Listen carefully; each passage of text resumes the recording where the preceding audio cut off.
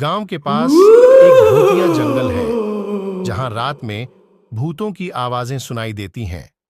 लोग कहते हैं कि जंगल में अगर कोई रात को जाता है तो उसे भूतों की चीखें सुनाई जाती हैं और वहां का सफर बहुत खतरनाक होता है। रवि यह सुनकर बहुत रोमांचित हुआ। उसने अपने दोस्तों से कहा, मुझे भी वहां जाना है, मैं डरने वाला नहीं हूं।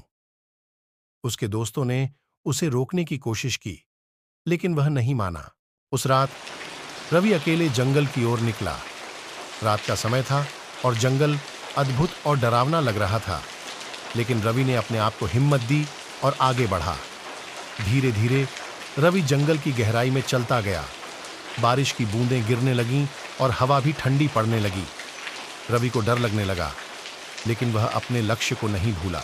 अचानक रवि ने एक भूतिया घर देखा। घर के बाहर लटकते झूले देखकर उसके हाथ पैर कांपने लगे, लेकिन उसने फिर अपनी हिम्मत जुटाई और घर के अंदर चला गया।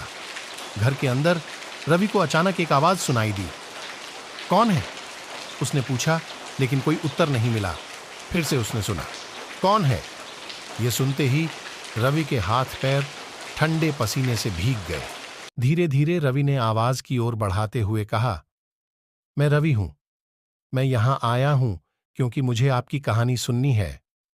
अब उसने एक और आवाज सुनी, तुम्हें डरने की कोई जरूरत नहीं है रवि। हम भूत नहीं हैं, हम एक पुरानी कहानी का हिस्सा हैं। रवि ने देखा कि आवाज आती है एक पुराने वृद्ध भूत की। वह बहुत ही वृद्ध भूत ने रवि को अपनी कहानी सुनाई। वह कहता था कि कई सालों पहले इस जंगल में एक राजा और रानी रहते थे। उनका बेटा युवराज एक दिन जंगल में खो गया था और उसका पता नहीं चला। राजा रानी ने उसकी खोज की, लेकिन वह कहीं भी नहीं मिला। उन्होंने तब जंगल को भूतिया कहा और लोगों को डराने लगे। फिर कुछ समय बाद वह युवराज वापस आया, लेकिन वह एक साधारण व्यक्ति नहीं था। वह एक मजबूत इंसान बन गया था, क्योंकि वह अकेले जंगल में खोया था और उस जंगल में उनसे बहुत कुछ सीखा और खुद को मजबूत बनाया था, जो अब भी इस घर में रहता है। वह वापस कभी अपने महल नहीं गया।